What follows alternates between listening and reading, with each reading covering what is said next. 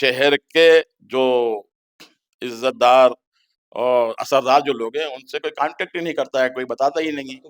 बुलाना चाहिए भाई, क्या आपका अकेले का तो मामला नहीं है ना, ये तो पूरे उम्मत मुस्लिमीन का मामला है। और उसमें मेरा ये कहना है, आप सारी पार्टी वालों को बुलाइए, पक्ष हो विपक्ष हो जो भी हो, हैं तो मुसलमान। अगर आप वाकई में मुसलमानों का भला चाहते हैं तो आप पहले जो जगहें खाली है वो उनको दे दीजिए गरीबों को। उम्मत मुस्लिमीन की खासतौर से गरीब मुसलमानों को उससे क्या फायदा हो रहा है? न्याय उचित नहीं है, ये तो अन्याय हो रहा है, सीधी ज्यादती हो रही है। लगता है कि लोगों ने कब्जा कर रखा है, उसको आप बताइए और हटवाइए। आपको किसने रोका हटाने के लिए? बिल वापस ले लीजिए और जो बेगुनाह मुसलमान जेलों में बंद हैं उनको रिहा करा दीजिए। और जो जुल्म ज्यादती, जो आप मकान तोड़ना है, मस्जिदें तोड़ना है, जो उनकी किलिंग की जा रही है, उनको गाय के नाम पे या इसके नाम पे मारा जा रहा है, उसको रोक दीजिए। पूरा उम्मत मुस्लिमीन आपका एहसानमंद रहेगा, ये सारे आप काम कर दीजिए। वो ना समझ है, वो समझ जाए। बिल को लेकर लगातार सियासत तेज है, सियासी पारा लगातार गर्म हो रहा है। कई सारी मुस्लिम तंजीमों ने सुप्रीम कोर्ट में याचिका लगाई है जिसपे 16 तारीख को सुनवाई होनी है। हमारे साथ वक्फ बिल को, वक्फ कानून पे बात करने के लिए इस वक्त मौजूद हैं ऑल इंडिया कौमी तंजीम के प्रदेश अध्यक्ष मुनव्वर कौसर साहब। उन्हीं से जानते हैं कि ये जो लगातार सरकार कह रही है कि वक्फ बिल जो लाया गया है, ये कानून जो लाया गया है, इससे मुसलमानों को कहीं ना कहीं फायदा पहुंचाने के लिए ये कानून लेकर आई है सरकार, उसको कैसे देखते हैं? मैं मोदी सरकार और माननीय हमारे देश के प्रधानमंत्री मोदी जी मुसलमानों के लिए पिछले 10-12 साल से बहुत फिक्रमंद हैं, बड़ी मेहनत कर रहे हैं। और उस मेहनत का अंजाम ये है कि कहीं भी मुसलमानों के साथ लिंचिंग हो जाती है, मुसलमान मारे जाते हैं, मुसलमानों को मारा जाता है। उसके अलावा आप देख लीजिए कि मुसलमानों के कहीं ना कहीं मकान तोड़ दिए जाते हैं, बस्तियों की बस्तियां तोड़ दी गई, मस्जिदें ढा दी गई, मजार ढा दिए, बेगुनाह लोगों को जेलों में भर दिया। आज भी पिछले 10-15 साल से कई मुसलमान बेगुनाह जेलों में बंद हैं, उनकी सुनवाई तक नहीं हो रही, उनका ट्रायल तक नहीं हो रहा है। अब इससे ज्यादा भला मोदी जी क्या करेंगे? हम तो बड़े धन हो गए हैं, बहुत खुश हो गए हैं, इससे ज्यादा हमें भला आपका नहीं चाहिए। आप तो हमारा बुरा कर दीजिए और वक्त बिल वापस ले लीजिए, हम एक ही निवेदन करेंगे उनसे। वो कह रहे हैं रसूखदारों के कब्जे हैं वक्फ की जमीनों पर, वो रसूखदारों से कब्जे छुड़ा करके गरीबों को सरकार देने जा रही है। पहले तो जो खाली जगहें हैं वही गरीबों को दे दें।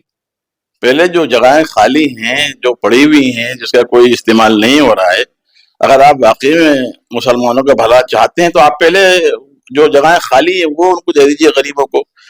और वक्फ बोर्ड, जहां पूरे हिंदुस्तान में जब वक्फ बोर्ड है, कितना पैसा आ रहा है, कितनी फंडिंग हो रही है, उस पैसे का हिसाब ले लीजिए, वो पैसा कहाँ खर्च कर रहे हैं।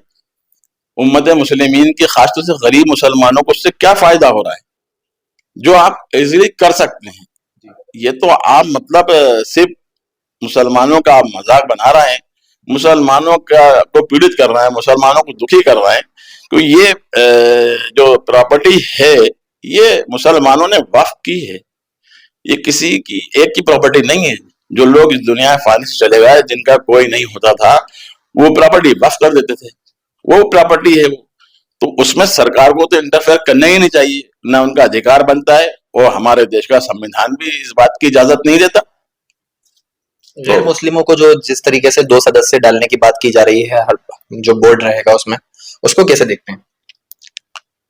देखिए ये तो अन्याय है, सीधा सीधा अनजस्टिक है, ये न्याय नहीं है। चलिए अगर आप करना चाहते हैं तो जहां जहां गैर मुस्लिमों के इदारे हैं वहां मुसलमानों को डालिए, आप बैलेंस कीजिए, बराबर कीजिए ना। ठीक है, आप राम जन्मभूमि के अंदर जो हैं, जो बाबरी मस्जिद एक्शन कमेटी के जो लोग, उसमें उनको डालें, उसमें डालें। और बाकी जहां जहां भी मतलब ये गैर मुस्लिम इदारे हैं उसमें मुसलमानों को डाल दीजिए, आप बराबर करिए। ये उचित नहीं है ना, ये हमारे गैर मुस्लिम भाई बर्दाश्त करेंगे, तो लिहाजा मुसलमानों को भी वही बर्दाश्त करना चाहिए।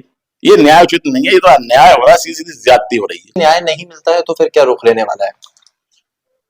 वैसे हमें उम्मीद है सुप्रीम कोर्ट से, आज भी सुप्रीम कोर्ट के पास इंसाफ तो है, और कहीं ना कहीं उम्मीद है कि इंसाफ मिलेगा।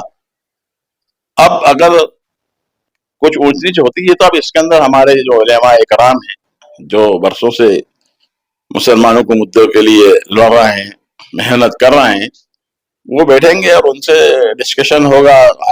आम मशवरा होने के बाद जो भी अगला फैसला होगा वो उलेमा इकराम लेंगे इसके अंदर। भारतीय जनता पार्टी लगातार आरोप लगा रही है कि कांग्रेस और विपक्षी पार्टियों के जो नेता हैं उन लोगों ने कई सारी वक्फिया प्रॉपर्टीज पर कब्जा कर रखा है। क्या मानते हैं आप, क्या वाकई कब्जा कर रखा था? ये सिस्टम को सुधारने की जरूरत थी, इसलिए कानून लेकर आया जा रहा है? उस सिस्टम को सुधारने के लिए इस कानून की जरूरत क्या है? अगर आपको लगता है कि लोगों ने कब्जा कर रखा है उसको आप बताइए और हटवाइए। आपको किसने रोका हटाने के लिए? वक्फ बोर्ड के पास तो ऑलरेडी पावर है। पिछले आप देख लीजिएगा, मैं पिछले 15-20 साल से देख रहा हूं वक्फ बोर्ड के अध्यक्षों ने, नेशनल वक्फ बोर्ड के अध्यक्ष ने सेंट्रल गवर्नमेंट से, स्टेट गवर्नमेंट से कई बार कहा है कि साहब हमारी प्रॉपर्टियों पे बहुत से लोगों ने कब्जा कर रखा है, उसको हटाने के लिए हमें पुलिस फोर्स दी जाए, हमें अधिकार दिया जाए। आज तक किसी ने उसका ना अधिकार दिया, ना पावर दी और ना साथ दिया। ये तो सिर्फ जबानी खर्च है, जबानी बातें हैं कि साहब ये हो रहा है वो हो रहा है, कुछ भी नहीं है। ये सब फर्जी बातें हैं और मुसलमानों को दुख और तकलीफ पहुंचाने वाला एक बिल है ये, और इसकी निंदा करता हूँ। और मोदी जी से फिर एक बार निवेदन करता हूँ, ये बिल आप वापस ले लें, बहुत बहुत मेहरबानी होगी आपकी। और मुसलमानों को इतने ही खुश देखना चाहते हैं तो आप ये बिल वापस ले लीजिए, और जो बेगुनाह मुसलमान जेलों में बंद हैं उनको रिहा करा दीजिए। और जो जुल्म ज्यादती, जो आप मकान तोड़ रहे हैं, मस्जिदें तोड़ रहे हैं, जो उनकी किलिंग की जा रही है, उनको गाय के नाम पे या इसके नाम पे मारा जा रहा है, उसको रोक दीजिए। पूरा उम्मत मुस्लिमीन आपका एहसान मंद रहेगा, ये सारे आप काम कर दीजिए, हम आपके साथ हैं। All India Muslim personal law board ने आह्वान किया था कि जुमे से लेकर जुमे तक लगातार प्रोटेस्ट रहेंगे, मगर कहीं ना कहीं कड़ी टूटती नजर आ रही है, उसको कैसे देख रहे हैं? नहीं प्रोटेस्ट का उतना ज्यादा असर दिख नहीं रहा।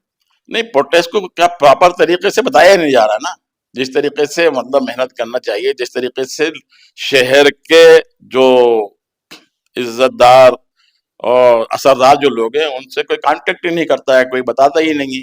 भाई हर मोहल्ले में, हर एरिया के अंदर रसूखदार लोग हैं जिनका असर है, जो आम जनता के बीच में फेमस भी हैं और लोग उनकी बात मानते भी हैं, उन तक खबर ही नहीं पहुंचती है। तो जब तक ये बैठ के वो और कोई भी प्रोग्राम करते हैं उसकी एक हफ्ते पहले रूपरेखा तैयार हो, सारे लोगों को बुलाया जाए और सबको उसके अंदर उनकी जिम्मेदारी दी जाए।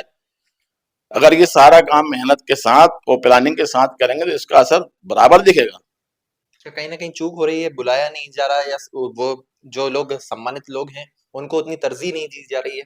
हाँ, फैक्ट, सच्चाई यही, फैक्ट यही, सबको बुलाना चाहिए भाई। क्या आपका अकेले का तो मामला नहीं है ना, ये तो पूरे उम्मत मुस्लिमीन का मामला है। और उसमें मेरा ये कहना है आप सारी पार्टी वालों को बुलाइए, पक्ष हो विपक्ष हो जो भी हो, हैं तो मुसलमान।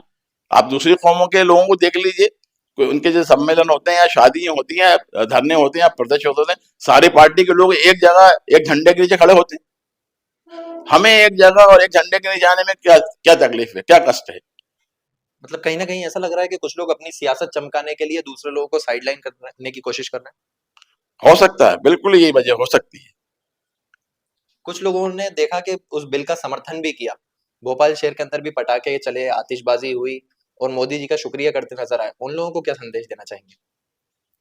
वो ना समझ है, वो समझ जाए, इससे ज्यादा मैं इनको मैसेज नहीं दे सकता। ये लड़ाई जारी रहेगी अभी कब तक? देखिए, अब जब तक बिल वापस नहीं होगा तो एक शांति तरीके से, सुकून के साथ, अमन और शांति के साथ अपनी बात कहने का अधिकार पूरे देश के लोगों को है। तो हम लोग भी ये चाहेंगे कि जो संवैधानिक अधिकार है उस हिसाब से हम अपनी बात कहें और सरकार तक अपनी बात पहुंचाएं।